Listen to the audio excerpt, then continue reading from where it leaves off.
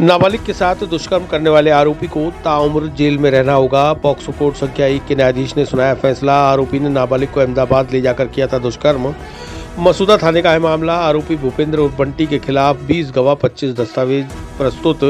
न्यायालय ने 1,60,000 रुपए के आर्थिक दंड से भी किया दंडित।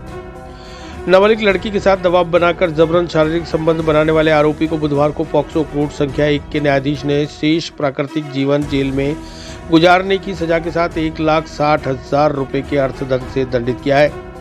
पॉक्सो कोर्ट संख्या 1 के न्यायाधीश राजीव बिजलानी ने अपने फैसले में कहा कि अपराध गंभीर है, इसलिए आरोपी के साथ कोई नरमी नहीं बरती जा सकती।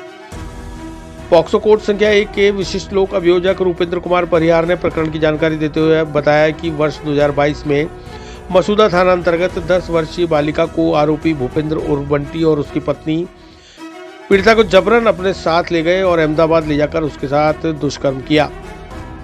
उसके बाद उसे कामली घाट स्टेशन पर छोड़कर फरार हो गए। कामली घाट पुलिस स्टेशन द्वारा मसूदा थाने से संपर्क किया गया। मसूदा थाना पुलिस पीड़िता को अपने साथ लेकर आई, जहां परिजनों की ओर से आरोपी और उसकी पत्नी के खिलाफ मुकदमा दर्ज कराया गया। पुलिस ने आरोपी भूपेंद्र उर्फ बंटी को गिरफ्तार कर लिया, लेकिन उसकी पत्नी अभी भी फरार है। लोक अभियोजक रूपेंद्र कुमार परिहार ने बताया कि मामले में 20 गवाह और 25 दस्तावेज अदालत के समक्ष प्रस्तुत किए गए। पीड़िता के 164 और 161 के बयानों के आधार पर माननीय न्यायाधीश ने आज फैसला सुनाते हुए आरोपी को शेष प्राकृतिक जीवन जेल में ही बिताने की सजा के साथ 1,60,000 रुपए के अर्थदंड से दंडित किया है। साथ ही पीड़ित प्रतिकर स्कीम के तहत पीड़िता को 6 लाख रुपए दिलाए जाने के आदेश भी प्रदान किए गए हैं। ये आज पोक्सो कोर्ट के विशिष्ट न्यायाधीश श्री राजीव कुमार बिजलानी जी द्वारा 10 वर्षीय नाबालिग बालिका के साथ दुष्कर्म के आरोपी भूपेंद्र उर्फ बंटी को शेष प्राकृतिक जीवन जीने तक की सजा से दंडित किया और 1,60,000 रुपये अर्थदंड से दंडित किया है। मामला क्या था सर?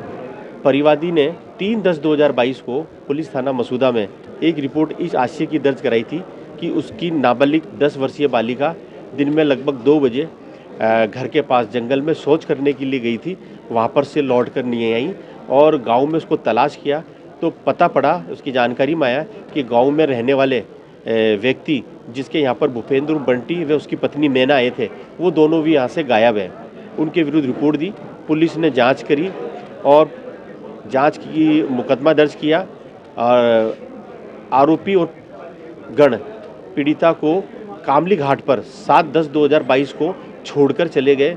वहाँ से कामली घाट पुलिस ने मसूदा पुलिस को सूचना की, फिर मसूदा पुलिस जाकर पीड़िता को लेकर आई। पीड़िता के 161 के बयान हुए और पीड़िता का मेडिकल करवाया गया और पीड़िता के मजिस्ट्रेट साहब के समय 164 के बयान हुए। तो पीड़िता ने घटना में बताया कि वो उस दिन शौच के लिए गई थी, भूपेंद्र बंटी व मैना देवी उसको मिले, उसे डराया धमकाया और उसे वहाँ से भीम ले गए और जवाजा ले गए। जवाजा से भीम ले गए। भीम में एक दिन रात को उसको रखा और दूसरे दिन भीम से बस के माध्यम में बैठाकर उसे अहमदाबाद ले गए और 3 दिन तक पीड़िता को अहमदाबाद में किराए के कमरे में रखा और आरोपी ने उसकी पत्नी मैना के सामने उस 10 वर्षीय नाबालिग बालिका के साथ दुष्कर्म किया।